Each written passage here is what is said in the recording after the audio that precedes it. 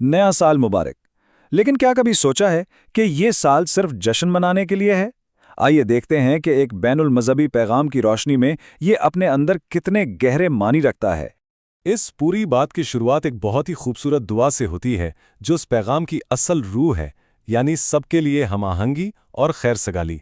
तो सवाल यही है कि क्या नया साल सिर्फ कैलेंडर पर तारीख बदलने और जश्न मनाने का नाम है?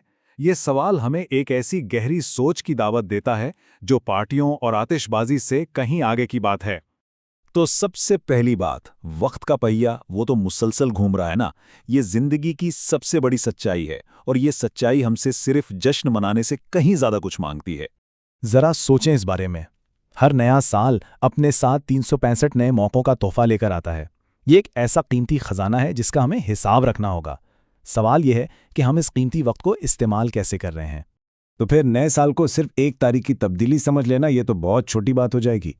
असल में ये खुद को जानने और अपना एहतिसाब करने का एक सुनहरी मौका है। एक लम्हा ठहर कर अपने आप का जायजा लेने का वक्त। अच्छा, तो अब चलते हैं इससे भी गहरी बात की तरफ। अपनी जिंदगी को एक बिजनेस के खाते की तरह समझें, जहां हमारे काम ही हमारा असल मुनाफा या नुकसान तय करते हैं। तो अपनी जिंदगी का हिसाब किताब करने के लिए, यह समझने के लिए कि क्या खोया क्या पाया, हमें खुद से 4 बहुत बुनियादी सवाल करने होंगे। और हाँ, पूरी ईमानदारी के साथ। और ये कोई मामूली सवाल नहीं है। ये 4 सवालात तो जैसे खुद को आईने में देखने जैसा है। इनके जवाब ही हमारी जिंदगी की असल कीमत, उसकी असल कद्र तय करते हैं। ये वाकई एक गहरा लम्हा फिक्रिया है। जब हम अपना हिसाब किताब कर लें तो फिर अगला कदम क्या है? वो है अपनी जिंदगी का मकसद ढूंढना। और ये मकसद सिर्फ अपनी ज़ात तक महदूद नहीं होना चाहिए। एक बामानी जिंदगी वो है जो माशरे की खिदमत और उसकी बेहतरी के लिए हो। आमतौर पर जिंदगी कैसे गुजरती है? पहले पढ़ाई, फिर नौकरी और आखिर में रिटायरमेंट। क्या बस यही है? क्या जिंदगी का मकसद सिर्फ इसी दायरे में घूमना है? ये पैगाम हमें इस महदूद सोच से बाहर निकलने की दावत देता है।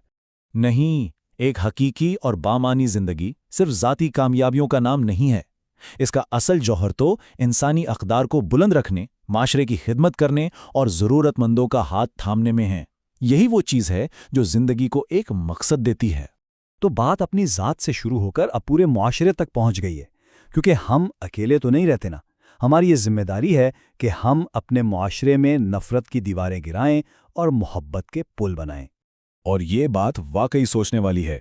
बच्चे हमें देखकर सीखते हैं, हमारी बातें सुनकर नहीं। अगली नस्ल के लिए इत्तेहाद और एहतराम की मिसाल कायम करना हमारी सबसे बड़ी जिम्मेदारी है। हमारे आज के काम ही उनके कल की बुनियाद बनेंगे। और ये कितनी खूबसूरत बात है। देखिए, मज़ाहिब भले ही अलग हों, लेकिन पैगाम एक ही है। हज़रत ईसा अलैहिस्सलाम ने कहा, तुम पर सलामती हो, और हज़रत मोहम्मद सल्लल्लाहु अलैहि वसल्लम ने फरमाया, अस्सलामु अलैकुम। दोनों का मतलब एक ही है, अमन। और यही आलमगीर इक़दार की रूह है। तो अब फैसला हमारे हाथ में है। हम क्या बनाना चाहते हैं? नफ़रत और तकसीम की दीवारें या मोहब्बत और हमांगी के पुल? रास्ता हमें खुद चुनना है। और ये सारी बातें, चाहे वो अपना एहतिसाब हो या मुआशरे की खिदमत, ये सब एक ही चीज़ पर टिकी हुई हैं। एक ऐसी बुनियाद जिसके बगैर ना इनफरादी सुकून मुमकिन है, ना मुआशरे की भलाई। और यही इस पूरे पैगाम का खुलासा है। अगर अमन है तो सब कुछ है, तरक्की, खुशहाली, सुकून। और अगर अमन नहीं तो कुछ भी नहीं। मतलब अमन कोई चॉइस नहीं, ये हर चीज़ की बुनियाद और लाजमी शर्त है। और ये कोई नई बात नहीं, ये तो हर मज़हब की बुनियाद में शामिल है। जैसा कि यहाँ बताया गया है, लफ्ज़ इस्लाम के अपने माने ही अमन और ख़ुद को खुदा के सुपुर्द करना है। और आखिर में ये गहरा और सोचने पर मजबूर करने वाला सवाल। ये सवाल सिर्फ गौर व फिक्र की दावत नहीं देता, बल्कि हमें झिंझोड़ कर पूछता है कि हम अपने पीछे क्या मीरास छोड़ कर जाएंगे।